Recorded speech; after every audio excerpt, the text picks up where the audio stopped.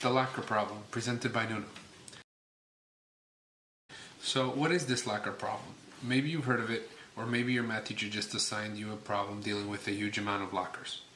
The number of lockers usually varies anywhere from 100 to 500 to 1,000.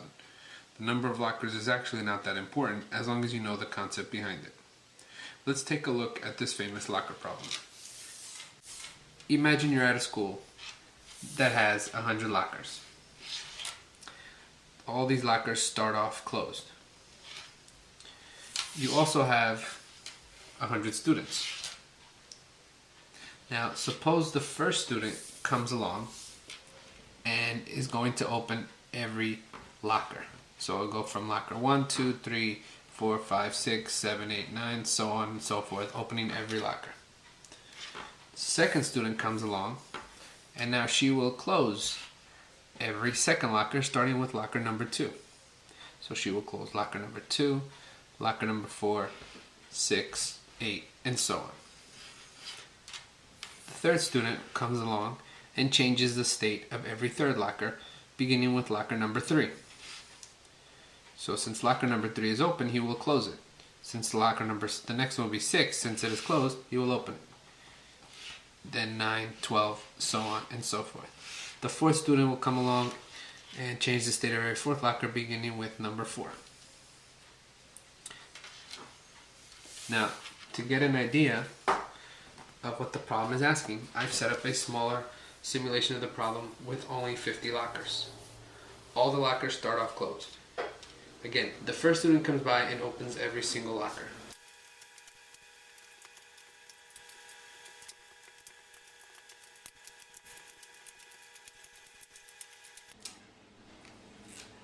Once the first student has come by, all the lockers are now open. Now the second student comes by and closes every second locker, starting with locker number 2. So 2, 4, 6, 8, 10, 12, and so on.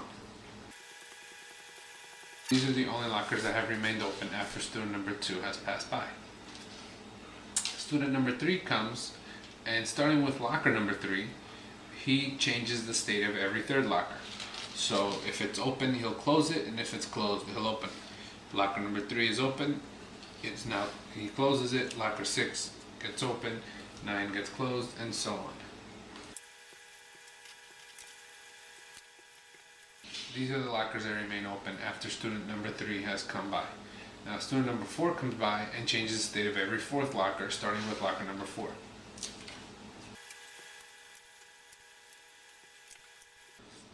Student number 5 comes by and changes the state of every fifth locker.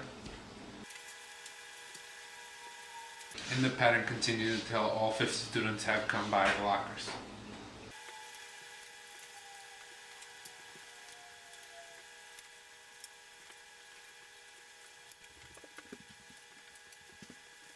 At this point, we are at student number 10. Student number 10 will change the state of every 10th locker.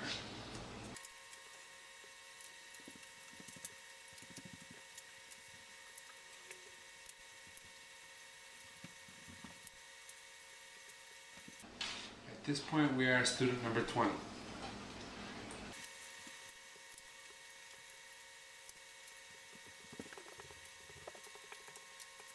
Once all 50 students have gone, you can see which lockers have remained open. It is probably best to write down the number of the lockers that have remained open to check to see if there is a pattern. The lockers that remained open are locker 1, 4, 9, 16, 25, 36, and 49. If you notice, the number of the lockers that remained open were 1, 4, 9, 16, 25, 36, and 49. These were the only lockers that remained open out of the 50. Now, if you look closely, you'll notice that these numbers are all perfect squares. However, to see why the lockers remained open, you have to look at the factors of these numbers and all the other numbers as well. Let's start with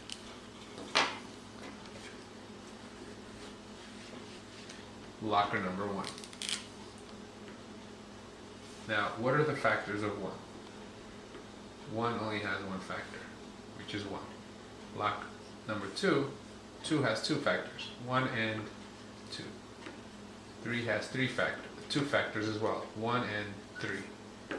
4 has 3 factors, 1, 2, and 4. 5, 2 factors, 1, 5. 6 has 4 factors. 7 only has 2 factors. 8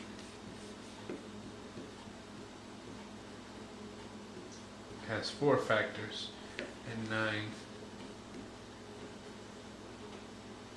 has 3 factors. Now, if we stop there, we already have 3 of the numbers for 3 of the lockers that remained open. The first 3, 1, 4, and 9. And if you stop and think about what each factor of each number means, you'll realize that, or you should realize that, the factors of each locker number represents the number of each of the students who touched that locker. For example, locker number 1 was only touched by student number 1. Locker number 2 was touched by student 1 and 2. Locker number 3 was touched by the first and the third student, student number 3. If you skip down to 6, locker number 6 was touched by student 1, 2, 3, and 6. Now, if you pay attention to the number of factors, you'll notice the difference between the number of factors for the perfect squares, the ones that are circled, the lockers that remained open, and all the other lockers. Look at how many factors these have. This only has 1, this has 3, this has 3. The other ones either have 2 or 4. If you notice, the perfect squares have an odd number of factors. So that means an odd number of students touch them. The other numbers all have an even number of factors, meaning an even number of students touch them. Now you have to keep in mind that the lockers started off closed. So if they start off closed, for locker 1, it's only touched by the first student. Obviously the first student is going to open it, nobody else is going to touch it, it's going to stay open. Locker number 2 is touched by student number 1 who opens it and then student number 2 who closes it, so it will remain closed. Locker number 3 is touched by student 1 and student 3. Student 1 who opens it, student 3 who closes it. Locker number 4, touched by student 1 who opens it, student 2 who closes it, student 4 who opens it again, so it will remain open. If you skip that to number 6, locker number 6 has 4 factors. It's opened by student 1, closed by student 2, opened by student 3, and closed by student 6, so it will remain closed. And if we skip ahead to locker number 9, which is touched by 3 students, by the first student who opens it, the third student who closes it, and the 9th student who opens it, and that's it, so it will remain open. By now you should see that any locker who's a perfect square will remain open, and the reason for that being is that a perfect square has an odd number of factors, thus meaning that an odd number of students will be touching that locker, and if it started off closed, it will remain open. Now, you might have other questions posed to you by your teachers, such as which locker got touched, opened and closed the most times by the most number of students, or which lockers only got touched twice. And here you have some that were already touched twice. You might even be able to see a pattern in that. Hopefully this proved useful to you in solving your locker problem.